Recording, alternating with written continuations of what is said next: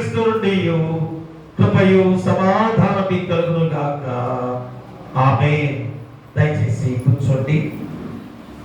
ప్రియ దేవుని సంగమా, పిల్లలారా, మరి యొక్క ప్రాముఖ్యమైన సమయముగా ఈ పరిశుద్ధ విశ్రాంతి దినము లెక్కలోని 2వ ఆదివారంలోకి ప్రవేశింపచేసిన దేవాది దేవుడు. ఎందుకనగా మనము మన జీవితాలు మరి దేవుని చెంతనే విశ్రాంతి పొందుకునే గొప్ప విధానం కనుక మరి విశ్రాంతి దినము దేవుడు మనకు అనుగ్రహించిన గొప్ప సమయం. మరి ప్రతిరోజు కూడా దేవుని నామాన్ని ఘనపరుచుకునే గొప్ప విధానంలో ఈ లెక్క ధ్యానాల్లో మనందరం కూడా పాల్గొంటూ ఉన్నాం. ఎందుకనగా యేసుక్రీస్తు వారు శిలువ శ్రమ మరణ వేదనల ద్వారా మనం రక్షించిన దేవాది దేవుడు.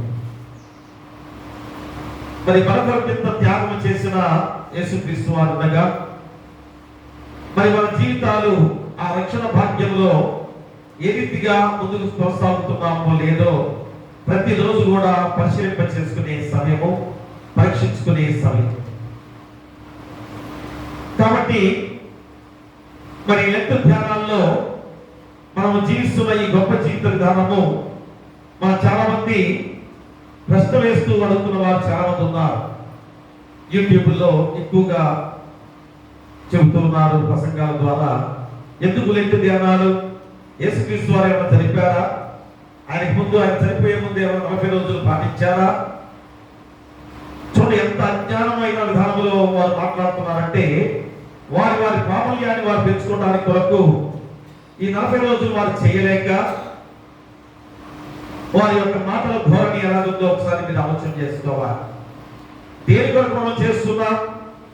ఒక యేసుక్రీస్తు వారు శిలువ త్యాగం ద్వారా మనల్ని ఎంతగా రక్షింప చేసిన యేసుక్రీస్తు వారిగా ఉండగా ఆ శిలువ పడిన ఆ శుక్రవారము 3వ దినాన పునరుద్ధానగా తిరిగి లేచిన ఈస్టర్ పండుగ, దానికి ముందుగా మనం 40 రోజులు ప్రాముఖ్యమైన రోజులుగా బైబిల్ గ్రంథంలో ఉంది కనుక, అంటే పూర్వకాలంలో చాలా సందర్భాల్లో 40 సంఖ్య ద్వారా ఎన్నో సార్లు ఎంతో మంది ఉపవాస దీక్ష చేసిన విధానాలు మనం గుర్తు చేసుకోవాలి. చివరికి కొత్త నిబంధనలో యేసుక్రీస్తు వారే స్వయంగా 40 రోజులు ఉపవాస దీక్ష చేసిన యేసుక్రీస్తు వారు. కాబట్టి మనము మన జీవితాలు ఆ శిలువ ధ్యానం ద్వారా, అయ్యో నా కొరకే యేసుక్రీస్తు వారు శిలువ వేయబడ్డాడు కదా, నా కొరకే శరీరాన్ని నలగొట్టుకున్నాడు కదా, నా కొరకే రక్తాన్ని చిందించిన దేవాది దేవుడిగా మనందరి కొరకు ఇంత త్యాగం చేసిన విధానంలో, మనం రక్షించబడిన విధానంలో, మనము దేవుని మార్గంలో ఎలాగా జీవిస్తున్నామో ప్రతి సంవత్సరం కూడా గుర్తు చేసుకుంటూ ఆ మార్గంలో నడవాలని, ఆ మార్గమే మనకి ముఖ్యమైన కేంద్రానికి నడిపిస్తుందని కూడా గుర్తు చేసుకునే గొప్ప సందర్భం. మరి ఇంతగా వివరిస్తున్నా కానీ, ఇంతగా తెలియజేస్తున్నా కానీ మా కొంతమంది ఏ విధంగా చెబుతున్నారో ఆలోచన చేసుకొని ఆ అన్ని కూడా మీరు పట్టించుకోకుండా 40 రోజుల ధ్యాన ప్రణాళిక అనేది ఏమిటనగా మన హృదయము శుద్ధిగా చేసుకోవడానికి దేవుడిచ్చిన సమయం, మన పాప జీవితాన్ని వెళతానికి దేవుడిచ్చిన సమయం. అంత గొప్ప బాధ్యత మనకు అర్పింప చేసి ఉన్నాడు కనుక మన జీవితాలు ఖచ్చితంగా మార్చబడటానికి సమయం చాలా అవసరమైంది. కాబట్టి శుక్రవారం రోజు, మహాశుక్రవారం రోజు ఆ శిలువ యాగంగా అర్పించుకున్న యేసుక్రీస్తు వారిని మనం గుర్తు చేసుకొని ఆ పునరుద్ధానగా ఈస్టర్ పండుగ రోజు తిరిగి లేచిన ఆ గొప్ప విధానాన్ని కూడా తలపోసుకొని, అయ్యో నా కొరకే కదా ఆయన శిలువ త్యాగం చేసి తిరిగి పునరుద్ధానగా లేచిన వాడు, ఆయన మరణం లేనివాడు, ఏ మాత్రం కూడా తప్పిదం చేయనివాడు, నీతిమంతుడు, పరిశుద్ధుడు, మరి ఎందుకింత త్యాగం చేసి మనం రక్షించాడనేది ప్రతి ఒక్కరు కూడా ప్రశ్న వేసుకొని మన జీవితాలు మార్చుకోవడానికి దేవుడు ఇచ్చిన ఈ గొప్ప ధ్యానాలు. కాబట్టి మరి ఈరోజు లెక్కలోని 2వ ఆదివారం ద్వారా దేవుడు మళ్ళా ప్రాముఖ్యమైన లేఖన భాగాల ద్వారా దేవుడి వాక్యాన్ని సిద్ధపరుచున్నాడు.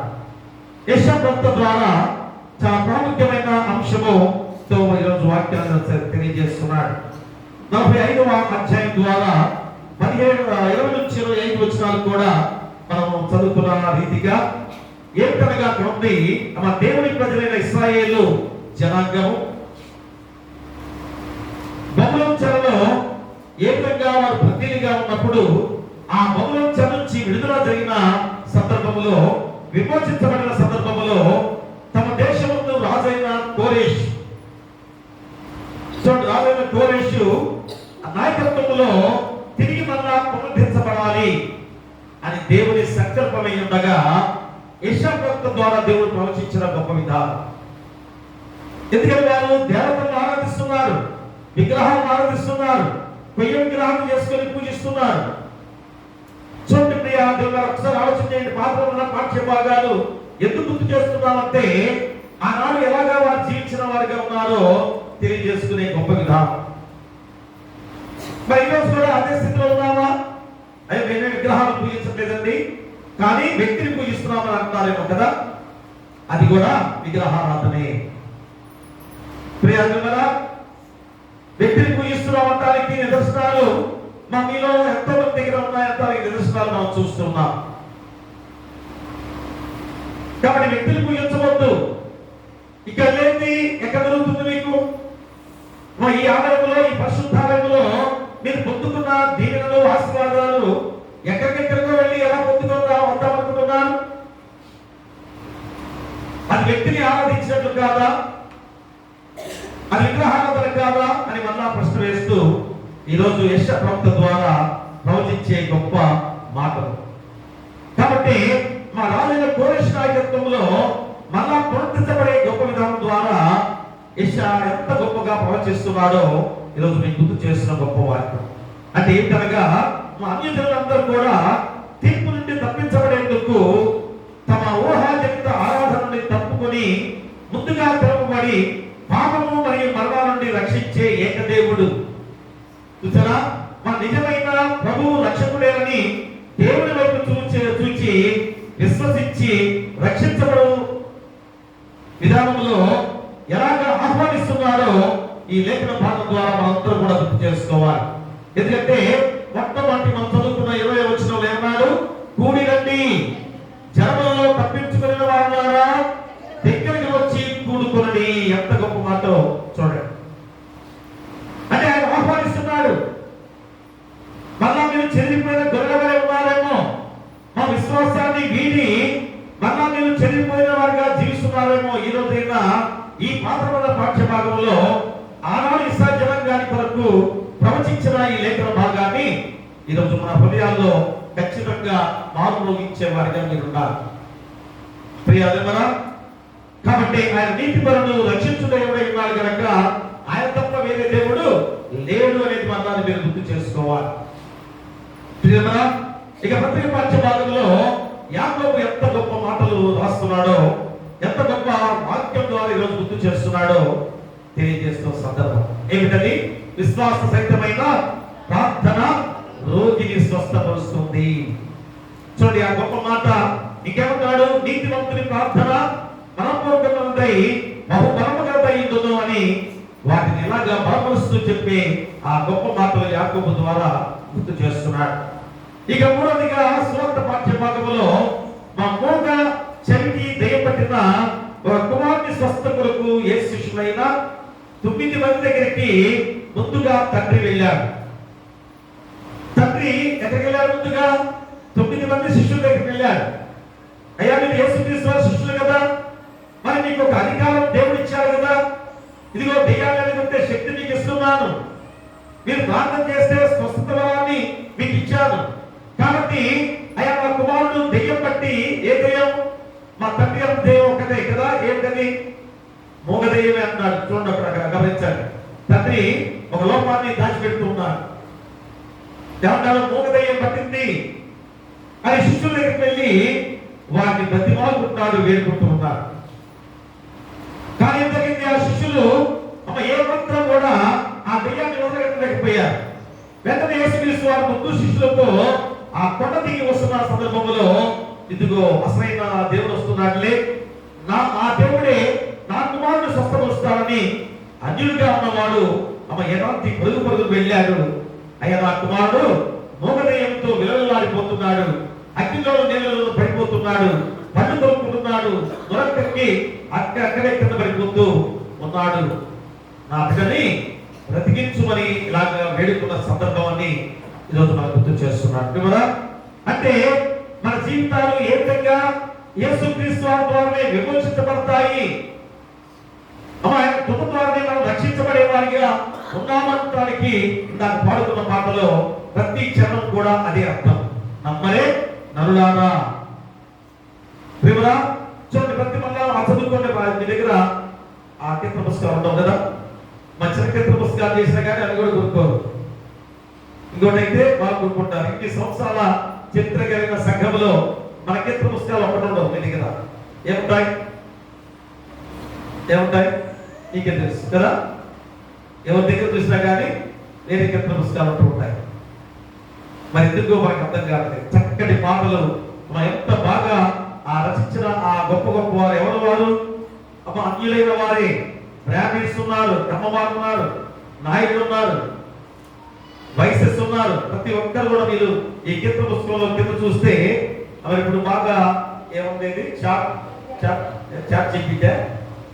జీపీటీలు ఏ ద్వారా ఆ గూగుల్లో కొట్టే ఈ యొక్క గ్రంథకర్తలు ప్రతి ఒక్కరి పాటలు ఎవరెవరి వారి యొక్క మతం ఏంటో, వారు ఎలాంటి వారు, వారి కుటుంబాలు ఏంటో, ఎక్కడున్న వారు అందరి యొక్క జీవిత చరిత్ర కూడా చెప్తూ ఉంటుంది.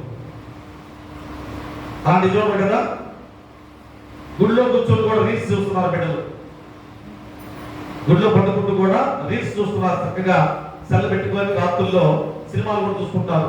నాకు ఒకప్పుడు నిలబడి నేను లోపలికి వచ్చేసరికి ఆ సెల్ ఆఫ్ చేశారు. ఎవరంటే ఎవరు చెప్పట్లా సమాధానం, ఒక్కరు చెప్పట్లా. చూడండి ఎంత యూనిటీ దాంట్లో. ఎవరన్నా ఆ సినిమా చూస్తుందంటే ఏం కాదండి, మేము కాదండి. దేవుని ఆలయంలో ఎందుకు పట్టుకుంటున్నారు, ఎందుకు మీరు మా దానంగా అంత పవిత్రమైన దానాన్ని చేసుకుంటున్నారు ఒకసారి ఆలోచన లేదా? మరి దేవుని ఆలయంలో కూడా రీల్ చూసుకుంటున్నారంటే మా బిడ్డలుగా పెద్దవాళ్ళుగా దయచేసి బిడ్డలు యవనస్తులు చేస్తున్న పని అయితే గద్దించండి. గద్దించకపోతే మా పెద్దవాళ్ళ యొక్క విలువ పోతుంది. పెద్దవారు ఉన్నారు కాబట్టి పెద్దవాళ్ళు ఏం చేయాలి, పిల్లల్ని గద్దించని ఏం పనుల. 1 గంట వరకు కూడా ఎవరు తిరుగుతున్నట్టు కనపడుతుంది. కుక్కలు భయంకరంగా పోతున్నాయి 12 గంటలకి 1 గంట దాకా. చూడండి, అది తప్పు. దేవుని ఆలయంలో మా పవిత్రంగా వచ్చి ఎందుకు పడుకుంటున్నారు? మా దేవుని ధ్యానంలో, దేవుని సన్నిధానంలో ప్రశాంతంగా ఏ ఆలోచన లేకుండా మేము 40 రోజుల దీక్ష ఉంటున్నాం కనుక పవిత్రంగా ఉండే దాని కొరకు మీరు వస్తున్నారు. అంతేగాని ఇదేదో గెస్ట్ హౌస్ లాగా చేయగాక. దయచేసి పవిత్రమైన స్థలం ఇది చాలా ప్రమాదకరం. ఎందుకంటే అది చుట్టుకుంటుంది, మీదకి వస్తుంది కదా.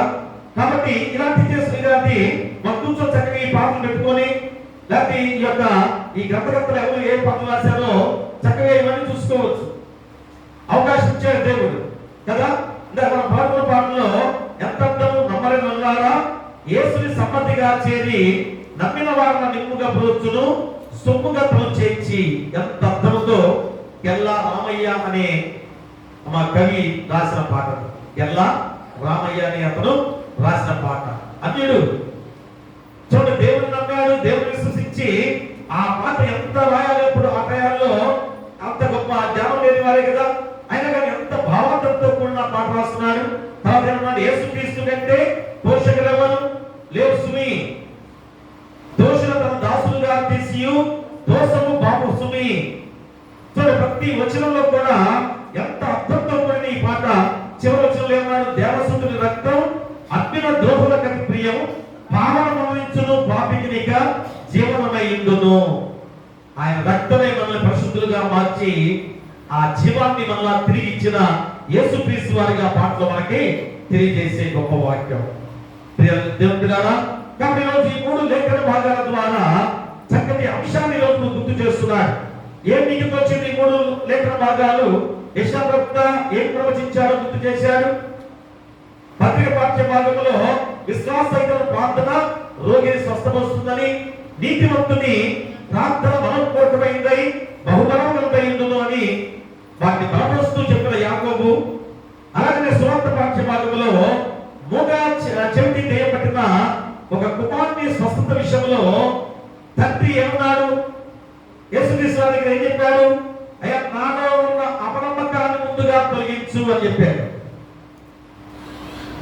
ఎంత గొప్ప మాట! మా యేసుక్రీస్తు వారి దగ్గర ముందు మా బిడ్డకి, మా కుమారుడికి దెయ్యాన్ని వదిలిపెట్టమని అన్నాడు, కరెక్టే. మూగ దెయ్యాన్ని వదిలిపెట్టమని అన్నాడు, కరెక్టే. కానీ ముందుగా నాలో ఉన్న అపనమ్మకాన్ని తొలగించమని చెప్పాడు. అంటే తండ్రిలో నమ్మకం ఉండాలి. మనలో నమ్మకంతోనే దేవుణ్ణి అడగాలి, వేడుకోవాలి. అది కాకుండా ఆ దేవుడు చేస్తాడు, ఎవరి కోసం చేస్తాడు? ఆయనే కదా మనల్ని రక్షించింది. మళ్ళా ఎందుకు రక్షించాడు ఆయన అనే మాటలో మీకు వస్తుందేమో కదా. ఎందుకంటే బిడ్డలు అంటుంటారు కదా, ఎందుకు అన్నారు మమ్మల్ని? దయచేసి యవనస్తులుగా ఉన్న ఆడపిల్లైనా మగపిల్లైనా, ఆడపిల్లలు కూడా అంటున్నారు మరేమో తీసుకోలేదు కదా. మా యవనస్తులైన ఆడపిల్లలు కూడా అంటున్నారు అన్నమాట. ఒకప్పుడైతే మగపిల్లలు అనేవారు, మరి ఆడపిల్లలు కూడా చాలా మంది ఎందుకు అన్నారు? ఎందుకంటే ఎంత సంరక్షణ చేసుకోవాలి ఆడపిల్లల్ని. కొద్దిగా ఏదైనా ఆలస్యమైనా కానీ, ఎక్కడికైనా కాలేజీకి వెళ్ళి లేట్ అయినా కానీ, అమ్మ ఎందుకు అడగాలి, ఎందుకు వచ్చావు, ఇప్పుడు దాకా ఎందుకు ఉంది అనేసరికి సత్వమని కోపం వస్తున్నారు. మా తల్లిదండ్రులు అంతా మీ గురించి ఆలోచన చేస్తున్నారంటే, మీ గురించి అంత పట్టించుకుంటారంటే అంత దీవెన, ఎంత సంతోషపడాలి, ఎంత ఆనందపడాలి. అయ్యో, నా తల్లిదండ్రులు నన్ను ఎలాగ సంరక్షిస్తున్నారో అనే ఆలోచన లేదా? ప్రియా దేవులారా, కానీ యవనస్తులైన బిడ్డలారా, తల్లిదండ్రులు చెప్పేది చాలా ఇష్టం అనుకుంటారేమో కదా. కాదు, వారు జీవితాల్లో ఎన్నో ఆటుపోట్లు చూశారు కనుక నా బిడ్డలు గొప్పవారుగా కావాలి అనే ఆలోచన వారికి ఉంటుంది. ప్రేమ కాబట్టి ఈరోజు ఇక్కడ తండ్రి కూడా ముందుగా నాలో ఉన్న అపనమ్మకాన్ని తొలగించమని చెప్పిన మాట చాలా చాలా ప్రాముఖ్యమైన మాట. ఈరోజు మనము కూడా ముందుగా తల్లిదండ్రులుగా మనం ఏం చేయాలి? మన దేవుని యందు పరిపూర్ణమైన విశ్వాసము, పరిపూర్ణమైన నమ్మకం ఉంచే వారిగా మనం ఉండాలి. అదే ఈరోజు ఆ గొప్ప లేఖన భాగాలుగా ఈ 3 లేఖన భాగాల ద్వారా చక్కటి అంశాన్ని మనకి ఈరోజు గుర్తు చేస్తున్న దేవాది దేవుడు ఏమిటనగా, బలమైన ప్రార్థనతో దేవుని వైపే చూడు. బలమైన ప్రార్థనతో దేవుని వైపే చూడు. ఏదో ఆచార ప్రకారంగా ప్రార్థిస్తున్నావా? ఒక్కసారి ఆలోచన చేయండి. ఏదో క్రైస్తవుడిగా ఉన్నాను కనుక నేను ప్రార్థన చేయాలని అలవాటు ప్రకారంగా ప్రార్థన చేస్తున్నానేమో, కానీ ఆ బలమైన ప్రార్థనతో దేవుని వైపే చూడు. మూల వాక్యంగా మార్క్స్ వార్త 9వ అధ్యాయంలో 27వ వచనాన్ని చదువుకుందాం. అయితే యేసు వాని చెయ్యి పట్టి వారిని లేవనెత్తగా వాడు నిలవబడెను. చూసారా, వారి చెయ్యి పట్టి లేవనెత్తగా వాడు నిలవబడెను. అంటే ఎవరి శక్తి కావాలి మనకి? ఎవరి కృప ద్వారా మళ్ళా తిరిగి మనం నిలుస్తున్నాం? ఆ యేసుక్రీస్తు వారే. కాబట్టి ప్రియ దేవులారా, ఈరోజు వాక్కు ద్వారా స్వస్థత అనుభవించవచ్చునేమో, కానీ ఆయన వారి చేయి బట్టి లేవనెత్తితే గాని నిలబడలేదు. మా వాక్కు ద్వారా స్వస్థపడతాం కరెక్టే కదా. నిన్న శనివారం వాక్యంలో రక్షణ అభయం అనే దానిలో కూడా అదే కదా. మాట మాత్రం సర్వము అంటే అక్కడ శతాధిపతి యొక్క విశ్వాసాన్ని మనం గుర్తు చేసే గొప్ప మాట. అయ్యా, మాట మాత్రం సర్వము, నా దాసుడు స్వస్థపడతాడు అనే మాట మా కరెక్టే. కానీ ఎవరి సపోర్టు, ఎవరి శక్తి కావాలి? అందుకని ఇక్కడ యేసుక్రీస్తు వారు ఆ మొచ్చిలిన మొగదయ్య పట్టిన మోగా చెవిదయ్య పట్టిన ఆ కుమారుణ్ణి చేయి బట్టి పైకి లేపిన సందర్భాన్ని మనం గుర్తు చేసుకోవాలి. ప్రియ దేవులారా, అంటే ఆ గొప్ప రంగ సత్యాన్ని ఎందుకు గుర్తు చేస్తున్నారనగా, మనందరం కూడా ఈ లోక జీవిత విధానంలో బలహీనులుగా జీవిస్తున్నాం. ఆయన మాట మాత్రం శ్రమిస్తున్నాడు, మాటలో శక్తి ఉంది, కానీ దాన్ని లక్ష్య పెట్టే వారిగా లేకుండా పోతున్నా. మా మాట అర్థమైంది. నేను మాట మాత్రం సెలవు అనే శనివారం అంశంలో వచ్చింది కదా. మా మాట మాత్రం సెలవు అంటే మాట ఏంటి? వాక్యమే. సరాసరి యేసుక్రీస్తు వారు వచ్చి మనతో మాట్లాడతారు అనుకుంటున్నారేమో కదా. మా ఈ బైబిల్ గ్రంథంలో ఉన్న వాక్యమే దేవుని మాట. కదా, కాబట్టి ఈ మాట ఏ విధంగా దేవుని శ్రమిస్తే బ్రతుకుతాడు. అక్కడ శతాధిపతి విశ్వసించాడు. ఖచ్చితంగా యేసుక్రీస్తు వారు మాట మాత్రమే శ్రమిస్తే చాలు, ఇంకొక స్త్రీ ఏం చేసింది? రక్తస్రావం స్త్రీ ఏం చేసింది? ఆయన వస్త్రపు చెక్కును ముట్టితే చాలు కదా. అది ఎందుకని? మరి ఇక్కడేమో చేయబట్టి లేపితేనే నిలిచాడనే మాట ఎందుకు గుర్తు చేస్తుంది? మనలో ఉన్న విశ్వాసం ఏంటో మనం పరీక్షించుకోవాలి. ఎలాంటి విశ్వాసంతో, ఎలాంటి నమ్మకంతో మనం ఉన్నామో తెలుసుకోవాలి. అందుకనే తండ్రి అయ్యా ముందుగా నాలో ఉన్న అపనమ్మకాన్ని తీసివేయి తండ్రి అని వేడుకున్నాడు. చూడండి ఎంత గొప్ప మాట ప్రియ. కాబట్టి ఈరోజు హిజ్కియా ప్రార్థన పరుడు, మంచి విశ్వాసి. అందుకే తన ప్రార్థనలో ఎలాగా చూడండి, రాజులు ఆ 2వ గ్రంథంలో చూడండి ఒకసారి, రాజులు ఆ 2వ గ్రంథంలో 20వ అధ్యాయం చూడండి ఒకసారి. రాజు 2వ గ్రంథం 20వ అధ్యాయంలో 3వ వచనం చదవండి. యెహోవా యథార్థ హృదయుడై సత్యముతో నీ సన్నిధిని నేను ఎట్లు నడుచుకుంటున్నాను, నీ దృష్టికి అనుకూలముగా సమస్తము నేను ఎట్లు జరిగించుంటున్నాను ప్రభుతో జ్ఞాపకం చేసుకుని హిజ్కియా కన్నీళ్లు విడుచుచు యెహోవాను ప్రార్థించెను. ప్రియ దేవులారా, అంటే హిజ్కియా ప్రార్థన ఎలా ఉండాలో మళ్ళా మనకు తెలియజేస్తున్నాడు. ఎలాగ ప్రార్థించాలి? యథార్థ హృదయుడై సత్యముతో నీ సన్నిధిని నేను ఎట్లు నడుచుకుంటున్నాను నీకు తెలియదా అని జ్ఞాపకం చేసుకోవాలి. దైవ సన్నిధిలో ప్రార్థించాడు. ఎంత వినయ మనస్సును కలిగి ప్రార్థించాడో మనందరికి తెలుసు. ఎందుకంటే ముఖాన్ని గోడ వైపు తిప్పుతున్నాడంటే అర్థమైంది మన తగ్గింపు స్వభావం. అంటే కిందై తను తానుగా తగ్గించుకొని ఆ గోడ వైపు తిప్పుకొని కన్నీటితో ప్రార్థిస్తూ నా యొక్క మరణాన్ని తీసివేయి తండ్రి అని వేడుకున్న సందర్భం. కాబట్టి రోజు ప్రార్థన ఫలితము మధ్యలో మనం ఏం చేస్తుంది? శత్రువును కూడా జయింప చేసుకునే గొప్ప విధానమే. ఎవరా శత్రువు? అపవాది, సాతాను. అంటే మరణకరమైన వ్యాధి నుండి తప్పించుకున్నవాడు హిజ్కియా. మరి ఇక్కడ దినవృత్తాంతాలు 32వ అధ్యాయంలో 25వ వచనంలో మనం చూడండి ఒకసారి. దినవృత్తాంతాలు 2వ గ్రంథంలో 32వ అధ్యాయం చూడండి. 32వ అధ్యాయం 25వ వచనం చదవండి. అయితే హిజ్కియా మనస్సున గర్వించి తనకు చేయబడిన మేలుకు తగినట్లు ప్రవర్తింపనందున అతని మీదికి యూదా యెరూషలేముల వారి మీదికి కోపము రాగా. చూసారా? హిజ్కియా మనస్సున గర్వించి తనకు చేయబడిన మేలుకు తగినట్లు ప్రవర్తింపనందున అతని మీదికి యూదా యెరూషలేముల వారి మీదికి కోపము రాగా హిజ్కియా హృదయ గర్వం విడిచి తాను యెరూషలేము కాపురస్తులను తమ తాము తగ్గించుకుని కనుక హిజ్కియా దినములలో యెహోవా కోపము చిల్లు మీదికి రాలేదు. చూడండి ఎందుకు ఈ మాట గుర్తు చేస్తున్నారో. ఈరోజు లేఖన భాగాల్లో కూడా అవన్నీ కూడా రాబోతున్నాయి. కాబట్టి మనసు గర్వించి తనకు చేయబడిన మేలుకు తగినట్టుగా ప్రవర్తింపనందున, అంటే దేవుని వైపు చూడకపోవడం వలన. దేవుడింత మేలు నీకు చేస్తున్నప్పుడు దేవుని వైపు చూడకుండా మళ్ళీ ఏం చేస్తున్నావు? నీ వైపు చూసుకుంటున్నావు.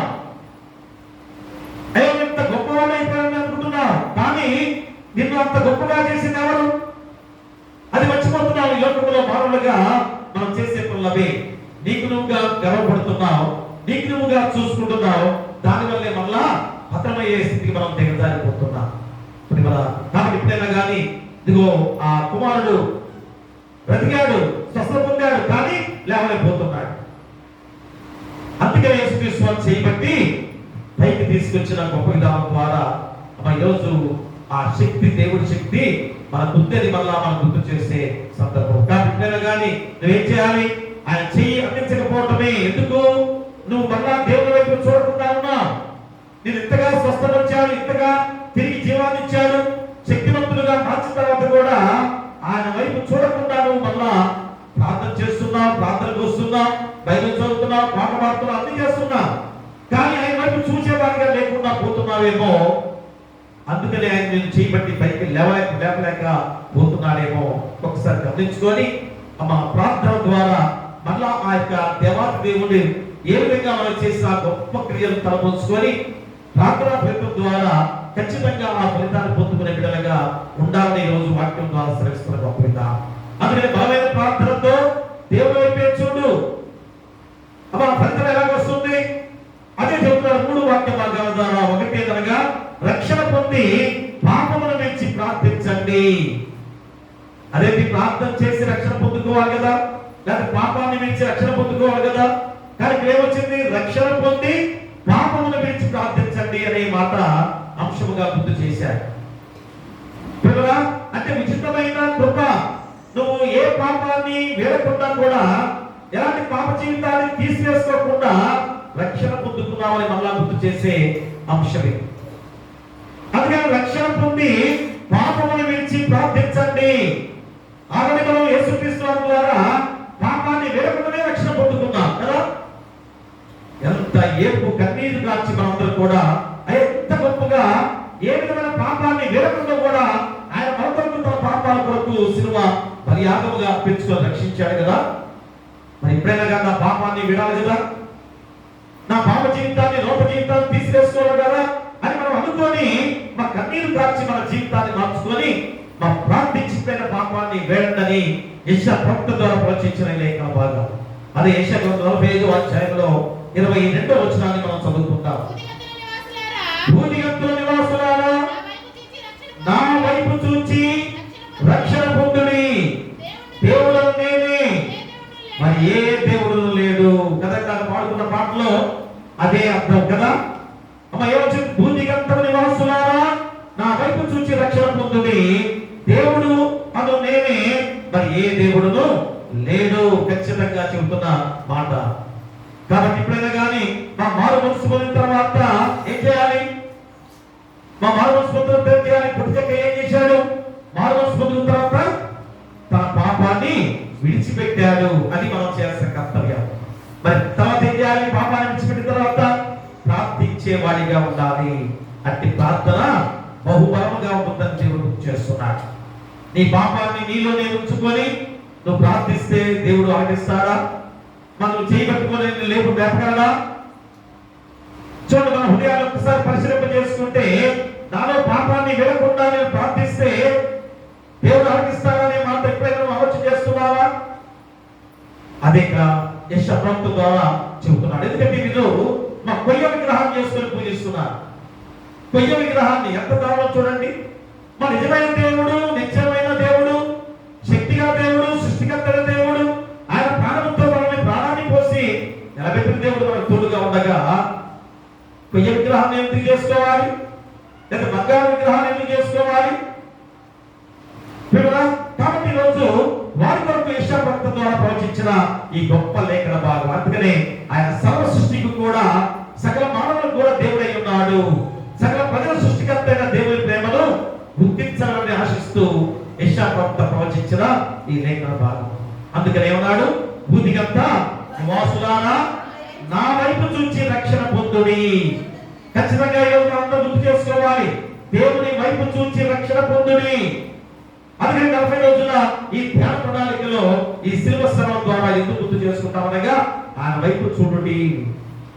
మన కొరకు ఎంత త్యాగం చేశాడు, మన కొరకు ఎంత శిలువ యాగంగా అర్పించుకున్నాడు. కాబట్టి ఆయన అర్పించు రక్షణ పొందగలము అనేది ఖచ్చితంగా మనం తెలుసుకొని సమస్త ప్రజలు ఆయన వద్దకు వచ్చారు అని ఖచ్చితంగా చెబుతున్న మాటలు. మా ప్రతి మోకాలు ఆయన వంగులు, ప్రతి నాలుక నాతోనే ప్రమాణం చేయాలని ప్రకటించిన విషయం చేత మరి ఈరోజు యెషయా ప్రవక్త ద్వారా గుర్తు చేస్తున్నాడు. ఎక్కడ మీరు కొయ్య విగ్రహాన్ని లేదా బంగారం చేసుకుని పూజిస్తున్నారే, మరి శాశ్వతమైన దేవుడు, నిత్యమైన దేవుడు మీకు తోడుగా ఉండగా వాటి ఎందుకు మీరు పూజిస్తున్నారు? ఇప్పుడైనా నా ప్రజలారా నా వైపు చూడుడి, రక్షణ పొందుడి. చూడండి, అపోస్తలుడైన పౌలు కూడా గుర్తు చేస్తున్నాడు. మా ఫిలిప్పీయుల రాసిన పత్రికలో గుర్తు చేస్తున్నాడు. చూడండి, 2వ అధ్యాయము, అపోస్తలుడైన పౌలు 2వ అధ్యాయము 9 నుంచి 11 వచనాలు చదువుకుందాం. ఆ భూమి మీద అందుచేతను పరలోకమందున్న వారిలో కానీ, భూమి మీద ఉన్న వారిలో కానీ, భూమి కింద ఉన్న వారిలో కానీ ప్రతి వాని మోకాలును యేసు నామమున వంగునట్లును, ప్రతి వాని నాలుకయు తండ్రి అయిన దేవుని మహిమార్థమై యేసు క్రీస్తు ప్రభువని ఒప్పుకున్నట్లును దేవుడు ఆయన అధికంగా హెచ్చించి ప్రతి నామములకు పై నామమును ఆయనకు అనుగ్రహించెను. చూసారా ఎంత గొప్ప మాటలు గుర్తు చేస్తున్నాడు ప్రియ పిల్లరా. అలాగే మత్తయి సువార్త 14వ అధ్యాయం చదవండి ఒకసారి. మత్తయి సువార్త 14వ అధ్యాయంలో 30వ వచనాన్ని చదువుకుంటాం. 30వ వచనం. ఆయన చూచి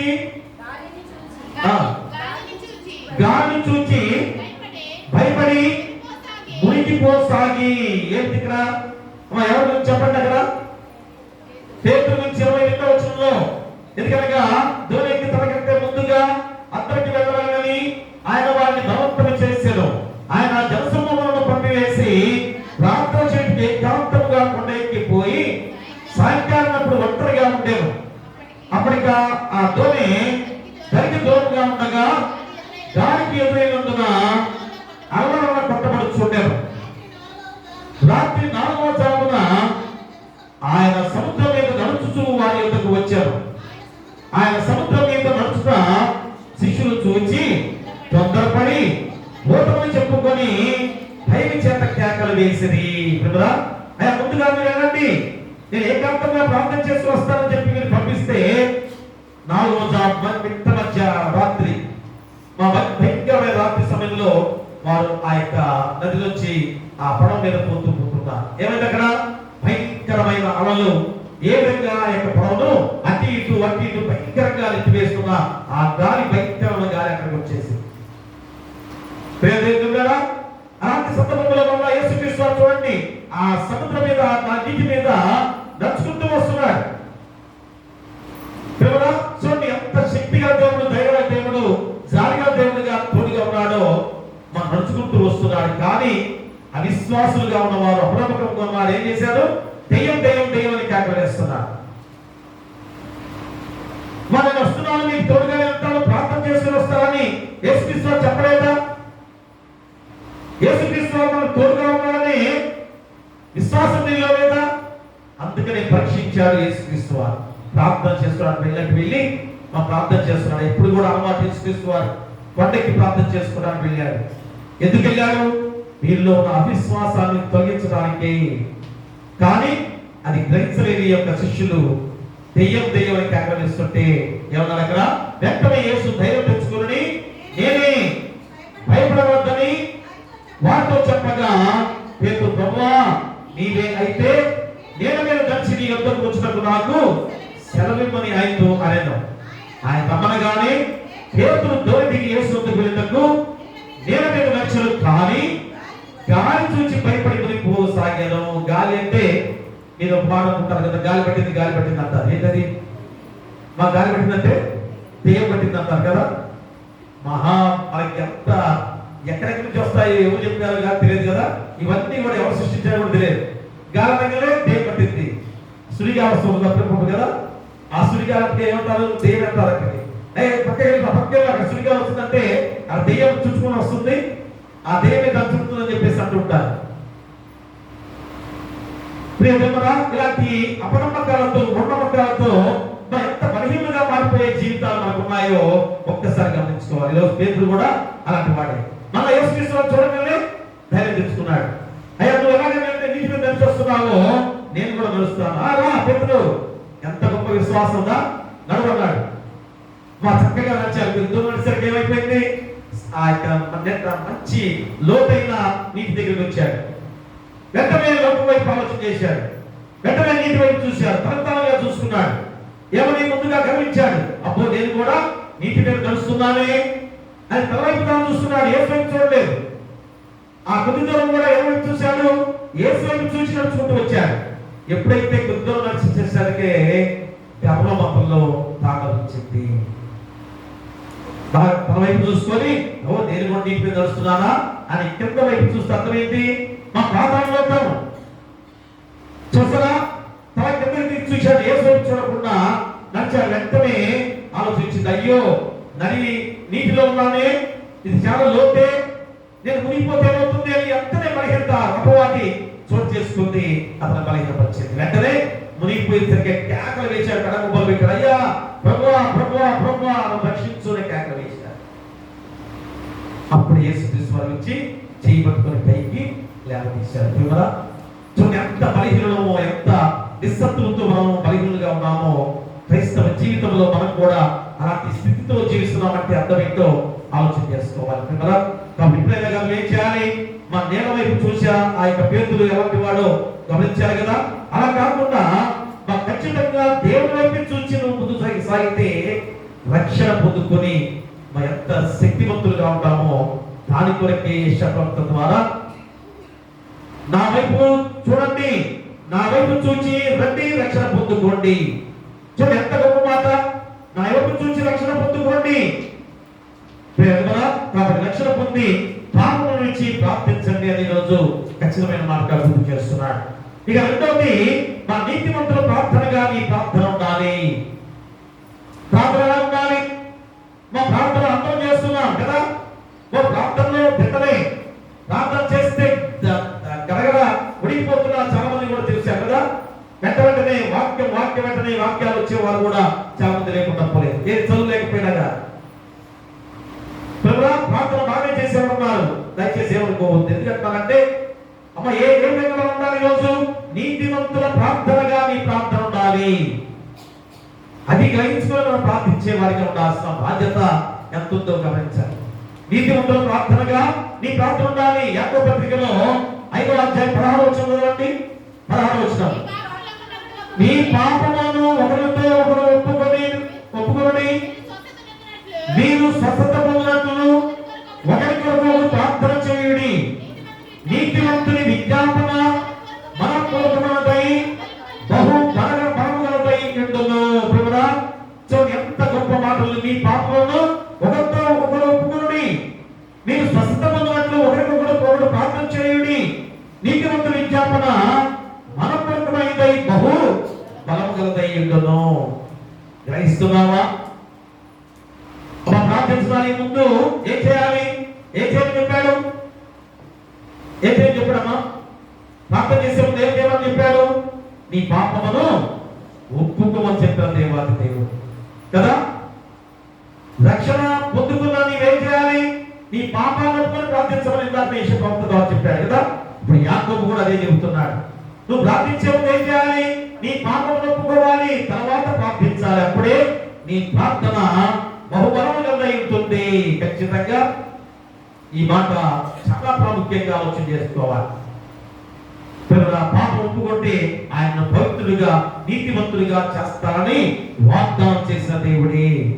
చూడండి, యోహాను రాసిన మొదటి పత్రిక 1వ అధ్యాయం చూడండి. యోహాను రాసిన మొదటి పత్రిక 1వ అధ్యాయం 9వ వచనం, మన పాపములను మనం ఒప్పుకొని ఎడలా ఆయన నమ్మదగిన వాడును నీతిమంతులను గాక ఆయన మన పాపములను క్షమించి సమస్త దుర్నీతి నుండి మనలను పవిత్రులుగా చేయును.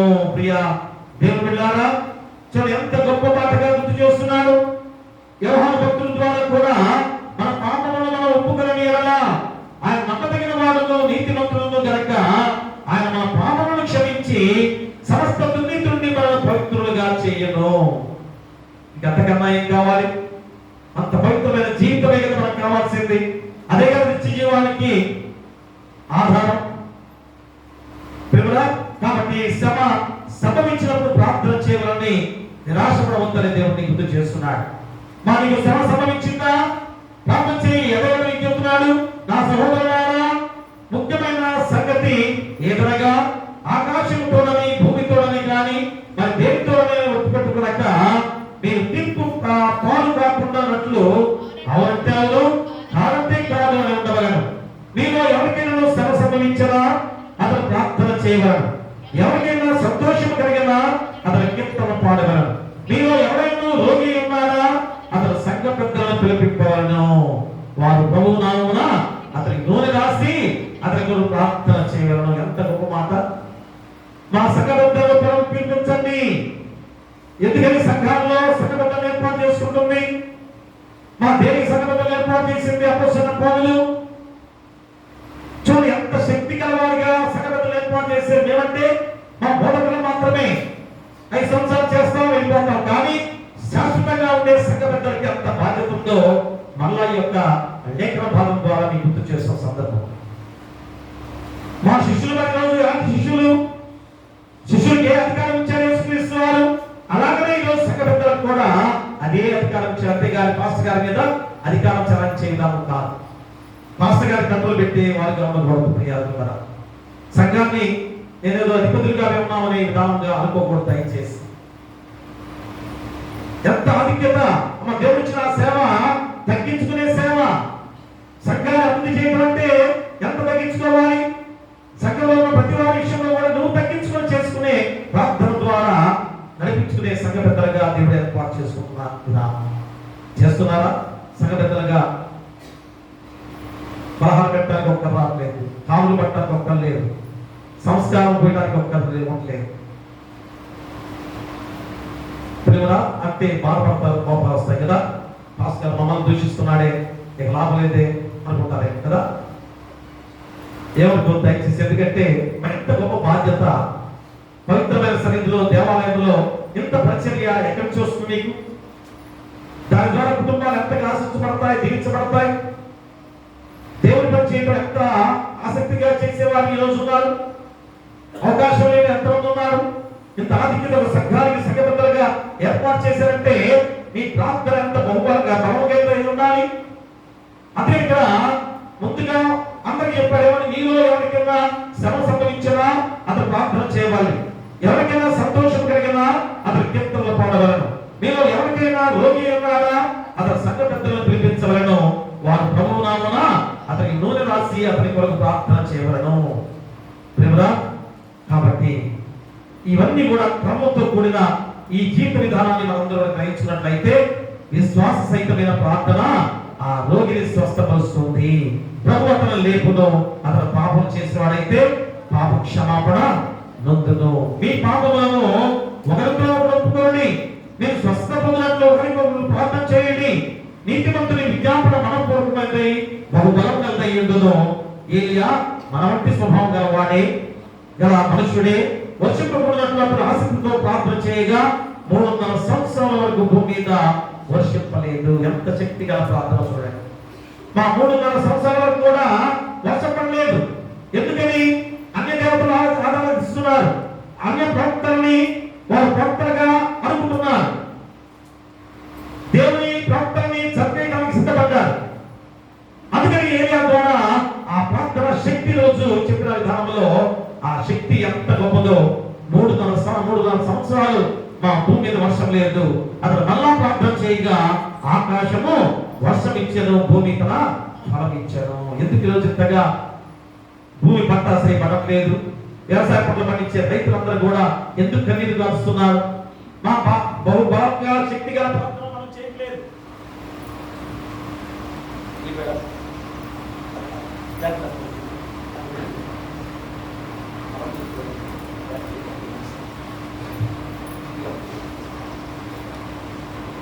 ఖచ్చితంగా అతను మళ్ళా ప్రార్థన చేయగా ఆకాశము వర్షం ఇచ్చాను, భూమి తన ఫలం ఇచ్చాను. నా సహోదరులారా, మీలో ఎవరైనా సత్యం నుండి తొలగిపోయినప్పుడు మరి ఒకరు అతని సత్యములకు మళ్ళించగల పాపిని వారి తప్పు మార్గం నుండి మళ్ళించువాడు మరణం నుండి ఒక ఆత్మ రక్షించి అనేక పాపములను కప్పివేయనని తాను తెలుసుకోవలను. ఎంత గొప్ప మాట!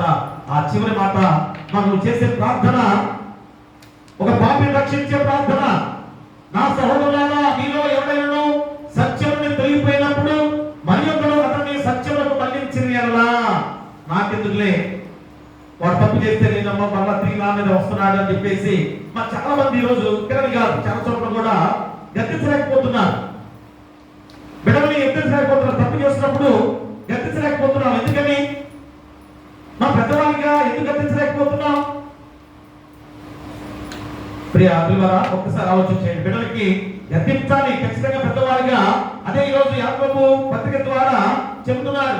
ఏ విధంగా ఎవరైనా సత్యం నుండి తొలగిపోయినప్పుడు మరి ఒకడు అతని సత్యములకు మళ్ళించిన పాపిని వారి తప్పు మార్గం నుండి మళ్ళించువాడు మరణం నుండి ఒక ఆత్మను రక్షించి అనేక పాపములను కప్పివేయని తాను తెలుసుకొనవలను. ఎంత గొప్ప పరిచర్య, ఎంత గొప్ప పరిచర్య ప్రియ కదా. కాబట్టి ప్రేమగానే ఆలోచన చేస్తున్నారా? ఎదుటి వాడిని రక్షించే విధానంలో మీ ప్రార్థన మంచిదే, కానీ మీరు చేసే ప్రార్థన ఎలా ఉండాలి? పాపాన్ని ఒప్పుకొని నువ్వు ప్రార్థన చేయాలి. ఎందుకంటే కొంతమంది నేర్పిస్తున్నారు అలాగా, నువ్వు ప్రార్థనలో బలంగా ఉన్నావు, నువ్వు ప్రార్థన చేయి, నీ ప్రార్థన వరం వచ్చింది. ఇంకొకటేమో మనకి బైబిల్ వాక్యాలు చెప్పే వరం వచ్చింది, నువ్వు బైబిల్ చదువు, లేకపోతే బైబిల్ వాక్యాలు చెప్పు, నీకు పాట పాడే వరం వచ్చాడు నువ్వు చెప్పు అని సంఘాల్లో కొంతమంది ఏం చేస్తారంటే ఇలాగా వారికి తెలియకుండా వారిని బలపరిచే విధానం చేస్తున్నారు. ఎలాగా? వారి పాపాలను వారు వేడకుండా చేసే ప్రార్థనగా ఉందేమో. ఒక్కసారి ఆలోచించండి, ఎందుకు చెబుతున్నాను ఒకసారి ఆలోచించండి. మిమ్మల్ని ఎలాగా బహిరంగపరిచే విధానంలో వారి సంఘానికి ఆకట్టుకునే విధంగా మిమ్మల్ని లేవనెత్తుతున్నారు.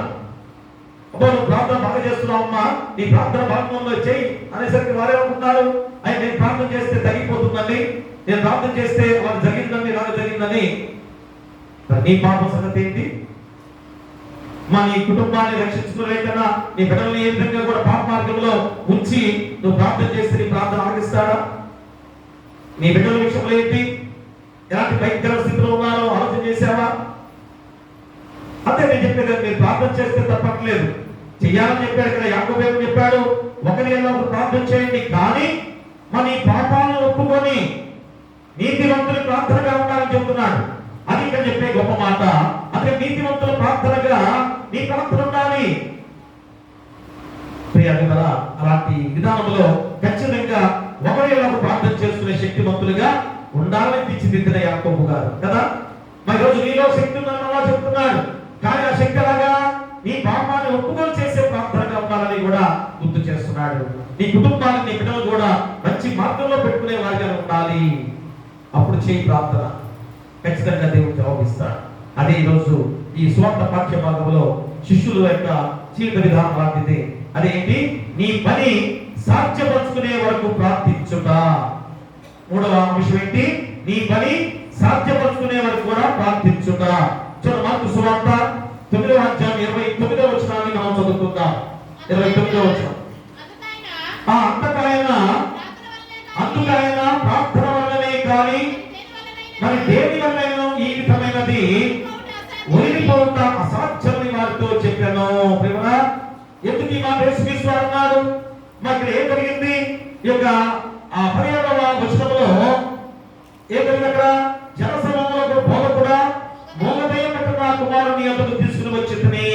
ఇక్కడ తండ్రి కూడా కుమారులో లోపాన్ని దాచిపెట్టి చెబుతున్నాడు యేసుక్రీస్తు వారికి. ఏమని? మూగదయ్యం అని చెప్తున్నాడు. మనం ఎందుకంటే ఆ మాట గురించి చేస్తున్నాను, యేసుక్రీస్తు వారు ఏం చెప్పాడో మనం చూసుకుందాం. ఎవరైనా మూగ దెయ్యం పట్టిన మా కుమారుని యొద్దకు తీసుకుని వచ్చిందని, అది ఎక్కడ వారిని పట్టునో అక్కడ వారిని పరద్రోయరు. అప్పుడు వాడు నురుగు కాచుకొని పళ్ళు కొనుక్కొని మూర్చిల్లును.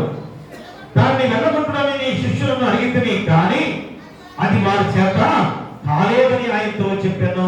ప్రేమరా, చూడండి, ఒక నెపం అవుతున్నాడు. మా శిష్యులకి దేవుడు ఒక అధికారం ఇచ్చాడు.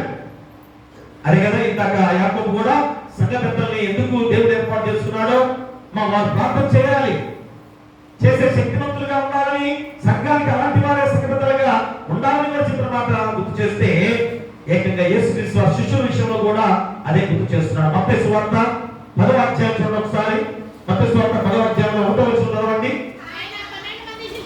ఆయన 12 మందిని శిష్యులను పిలిచి అవిత్రాత్మలను వెళ్ళగొట్టుటకును, ప్రతి విధమైన రోగమును, ప్రతి విధమైన వ్యాధిని స్వస్థపరచుటకును వారికి అధికారం ఇచ్చాను. చూడండి, ఇక్కడ శిష్యులకు ఏం అధికారం ఇచ్చారు యేసుక్రీస్తు వారు? మరి శిష్యులకు అధికారం ఇచ్చారు ఎప్పుడైతే, చూడండి లూకాసు వార్త 10వ అధ్యాయం చూడండి ఒకసారి. లూకాసు వార్త 10వ అధ్యాయంలో 17 చదవండి. 10వ అధ్యాయము 17.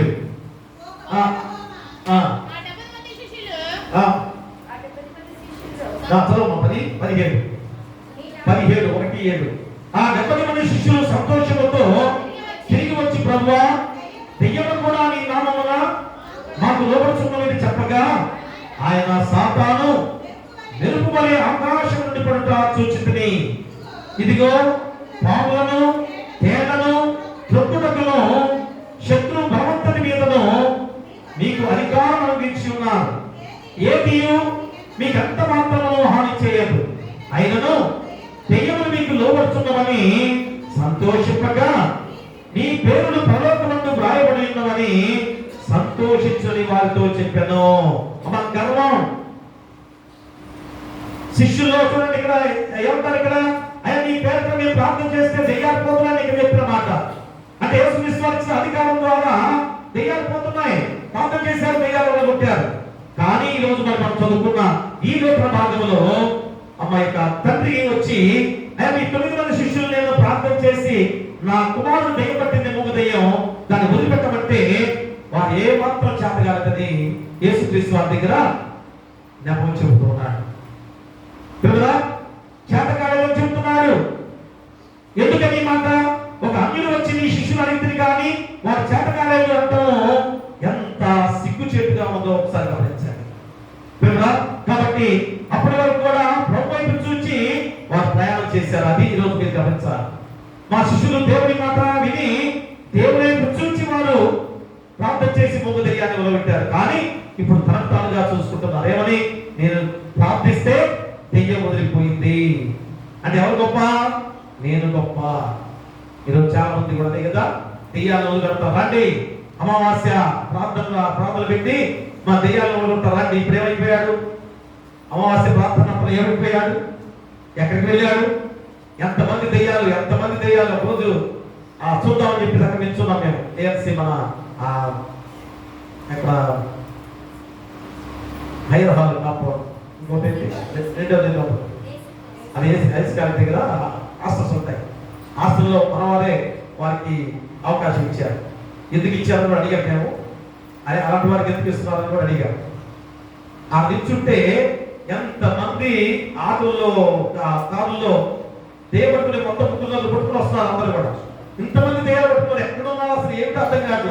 దాదాపు 150 మంది 200 మంది వస్తున్నారు, కింద పడుతున్నారు, దొరుకుతున్నారు. అప్ప ఎంత భయంకరంగా ఉందంటే ఒక సాతాను రాజ్యం అడుగుతాం. అక్కడ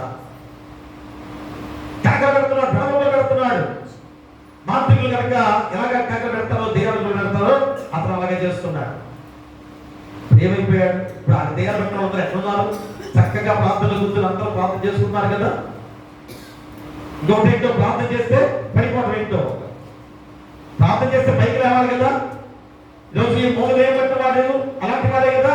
మా పైకి లేచాడు, అంతేగాని పడిపోవాలా? మరి ఎందుకు పడిపోతున్నాడు? ఎందుకు మరి అలాంటివన్నీ కూడా మీ ఇంత చక్కటి వాక్యం ద్వారా మీరు గ్రహించలేరా? ఎందుకు ఇక్కడ మూఢనమ్మకాల ద్వారా ఎలాంటి విగ్రహారాధన చేస్తున్నాము మీరు ఆలోచన చేయట్లేదు కదా. అదే ఇక్కడ అప్పటి వరకు ప్రభు వైపు చూసి చేసిన ప్రయాణము తమ వైపు చూసుకోవడం ఆరంభమైంది కనుక ఈ శిష్యులు దెయ్యాన్ని మొదలెట్టలేకపోయారు. మన తమ వైపు చూసుకోవడం ద్వారా సమైక్యత లోపించింది కనుక దానివల్ల ఎవరికి వారు యోగ్యులు అనే భావం పుట్టుకొచ్చింది. మాకు మేము గొప్పవారు అనుకున్నారు. అప్పుడు నాకు ఐక్యతగా అన్ని చేశారు. దేవుడే మా శక్తివంతుడిగా ఉన్నారని ప్రార్థించారు, దేవుని వైపు చూశారు. కానీ మాకు మేము గొప్పవారు అనుకుని తలపోసుకొని ప్రార్థన చేసరికి జవాబు రాలేదు. అది యేసుక్రీస్తు వారు వాటిని ఎందుకు నిలదీశాడో మరి తనక చెబుతున్నాడు. ఏమని? తర్వాత 21వ వచనంలో చదవండి. 9వ అధ్యాయం. అప్పుడు ఆయన ఇది దీనికి సంభవించి ఎంతకాలమైందని వారి తండ్రిని అడగగా అతను బాలేదండి, అది వారిని నాశనం చేయమని తరచుగా అగ్నిలోను నీళ్ళలోను పడద్రోయను.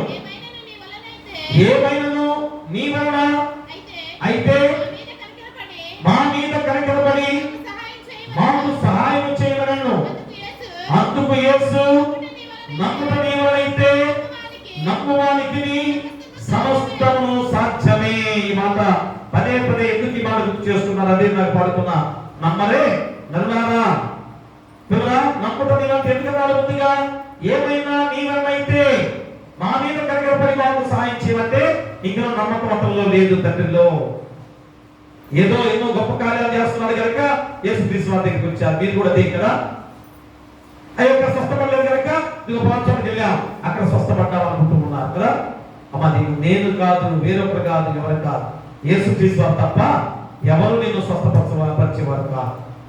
కాబట్టి ఇక్కడ యేసుక్రీస్తు వారు ఏమడిగారు? నమ్ముట నీ వల్ల అయితే నమ్మవారికి సమస్తము సాధ్యమని అతనితో చెప్పాను. వెంటనే ఆ చిన్నవాడి తండ్రి నమ్ముచున్నాను, అయ్యా నాకు అపనమ్మకం ఉండకుండా సహాయం చేయమని బిగ్గరగా చెప్పాను. ముందుగా అది మనం తెలుసుకోవాలి. మనలో అపనమ్మకాన్ని తొలగించి వేసుకోవాలి. అయ్యా ప్రభువా నాలో అపనమ్మకాన్ని ముందుగా తొలగించు తండ్రి అని వేడుకున్నాడు. ముందు కుమారుడు వీళ్ళు పట్టించుకోలేదు. ఎందుకంటే తండ్రి కుమారుడు నుంచి వేడుకుంటున్నాడు. దేవుని దగ్గర వేడుకున్నప్పుడు ఏం చేయాలి? అతనిలో ముందు నమ్మకం ఉండాలి.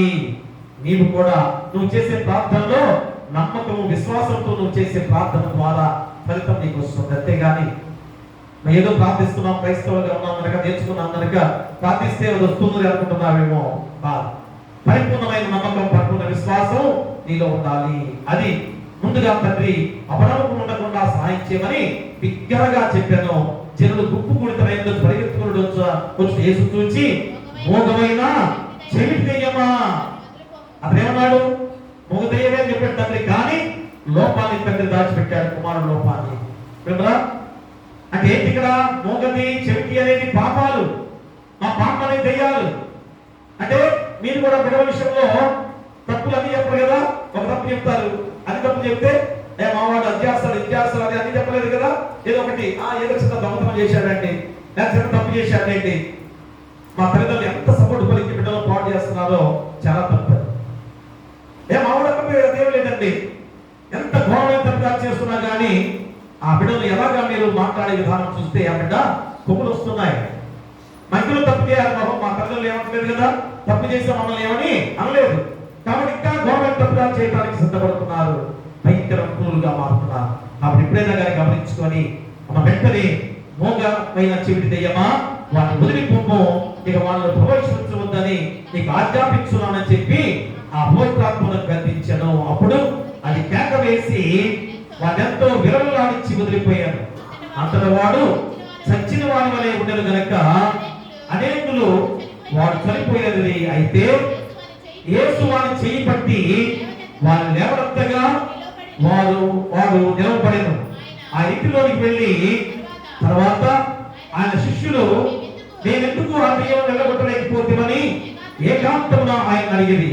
అందుకైన ప్రార్థన వల్లనే కానీ మరి దేని వల్లైనను ఈ విధమైనది వదిలిపోకుండా అసాధ్యమని వారితో చెప్పాను. ప్రార్థన అంటే ప్రార్థే ముందు, అర్థన అంటే ముందుగా అడిగే గొప్ప విధానం. అంటే ఎలా అడగాలి? నీ పాపాన్ని ఒప్పుకొని అడగాలి. ప్రార్థన అంటే అది అడిగో తెలుసుకో. అతని ఆత్మపత్తి ద్వారా ముందుగా చెప్పింది. నీతిమంతుల ప్రార్థన బహు బలవంతమైనది అని గుర్తు చేస్తున్నాడు. అందుకని శిష్యులు ఏకాంతంగా అడిగారు, అయ్యా నన్ను దెయ్యాన్ని అడిగితే వెళ్ళలేదేంటి అంటే నీ ప్రార్థనలో నీతిమంతమైన ప్రార్థన లేదేమో, నీకు నీకుగా చూసుకోలేని గొప్పవాడు అనుకున్నావేమో, అందుకని ఇది జరిగింది. హిజ్కియా జీవితం కూడా అంతే కదా. గర్వించాడు. గర్వించిన వెంటనే భయంకరమైన ఉగ్రత దేవుని ద్వారా పొందుకున్నాడు. మళ్ళా తిరిగి తెలుసుకున్నాడు, అయ్యో నేను గర్వించానని. మళ్ళీ పోయి ప్రార్థించాడు. ఆ ప్రార్థనకి జవాబు దేవుడు ఇచ్చాడు. కాబట్టి కానీ బలమైన ప్రార్థనతో దేవుని వైపు చూడు అని ఖచ్చితంగా దేవుడు నీకు గుర్తు చేస్తున్నాడు. అప్పుడు ఖచ్చితంగా వాడు చేయబట్టి లేవంతగా వాడు నిలబడేది. అలాంటి ప్రార్థన చేస్తే దేవాది దేవుడిని చేపట్టుకొని పైకి లేవనెత్తాడు కదా. కాబట్టి బలమైన ప్రార్థనతో దేవుని వైపు చూడు అంటే ఎలాగా? మా రక్షణ పొంది పాపమును విడిచి ప్రార్థించండి. మొట్టమొదటి చెప్పడం వల్ల రక్షణ పొంది పాపముని ప్రార్థించుట. రెండోది నీతి ప్రార్థనగా నీ ప్రార్థన ఉండాలి. మూడోది నీ పని సాధ్యపరుచుకునే వరకు ప్రార్థించుట. నీ పని సాధ్యపరుచుకునేంత వరకు కూడా ప్రార్థించుట. అలాగా బలమైన ప్రార్థనతో దేవుని వైపు చూచి మనం ముందుకు సాగితే ఎన్నో కార్యాలు నీ ద్వారా కూడా జరగబోతున్నాయి. అట్టి కృప మీకు ఉండాలని కోరుతూ మీకును మీ కుటుంబాలకును సదాకాలము దేవుడు తోడైనను గాక. ఆమేన్. సమస్త జ్ఞానం ఇచ్చిన దేవుని సమాధానము యేసుక్రీస్తు వలన మీ హృదయములకును మీ తలంపులకును కలవరయుండును గాక. ఆమేన్. దేవాన యందు శుద్ధ హృదయము కలుగజేయుము నాంతరంగములో స్థిరమైన మనసును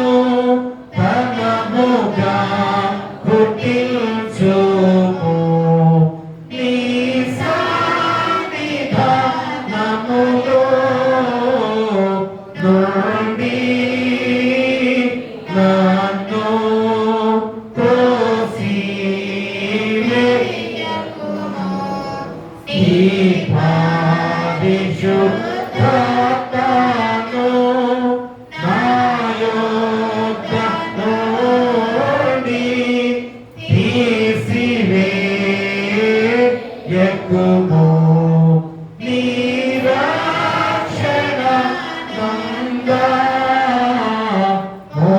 నాకు మంగళ పుట్టించుము. సమాధి గల మనసు కలుగజేసి నన్ను దృఢపరచుము.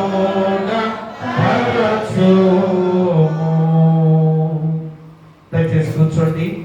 కృతజ్ఞత కానుక ముప్పటి కానుక తెచ్చుకోవాలంటే ముందుకు వచ్చి దేవుని ఆశీస్సులు పొందుకు